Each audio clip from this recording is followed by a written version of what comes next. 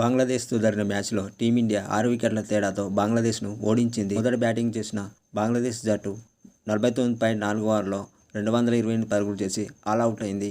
అయితే ఈ టార్గెట్ను భారత్ 46.3 ఓవర్లలో 4 వికెట్ల నష్టానికి 231 పరుగులు చేసి విజయం సాధించింది. టాస్ గెలిచి తొలుత బ్యాటింగ్ చేసిన బంగ్లాదేశ్ బ్యాటర్లను భారత బౌలర్లు ఓ ఆట ఆడుకున్నారు.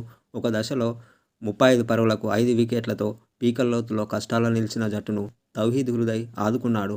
తౌహీద్ హృదయ్ 118 బంతులాడి 6 ఫోర్లు 2 సిక్సర్ల సాయంతో సెంచరీ చేసుకున్నాడు. అయితే ఈ మ్యాచ్లో మొహమ్మద్ షమి సత్తా చాటాడు. 53 పరుగులిచ్చి 5 వికెట్లు తీసి ఈ టోర్నీలో తనేంటో నిరూపించుకున్నాడు. బంగ్లాదేశ్ జట్టు 49.4 ఓవర్లలో 228 పరుగులకు ఆలౌట్ అయింది. బంగ్లాదేశ్ జట్టులో తౌహీద్ హృదయ్ 100 పరుగులు చేయగా జకీర్ అలీ 114 బంతులాడి 68 పరుగులు చేశాడు. మిగతా బ్యాటర్లందరూ చెప్పుకోదగ్గ స్కోర్ చేయలేదు. భారత బౌలర్లలో మొహమ్మద్ షమి 53 పరుగులిచ్చి 5 వికెట్లు తీయగా హర్షిత్ రాణా 31 పరుగులిచ్చి 3 వికెట్లు తీశాడు. అక్షర్ పటేల్ 43 పరుగులిచ్చి 2 వికెట్లు తీశాడు.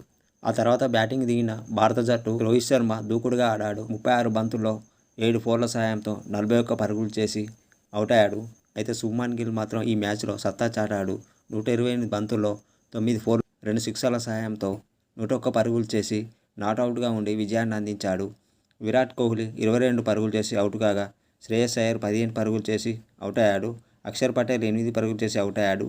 కేఎల్ రాహుల్ 47 బంతుల్లో 1 ఫోర్ 2 సిక్సర్ల సాయంతో 41 పరుగులు చేసి శుభ్మన్ గిల్తో కేఎల్ రాహుల్ నాట్అవుట్గా ఉండి భారత్కు ఈ విజయాన్ని అందించారు.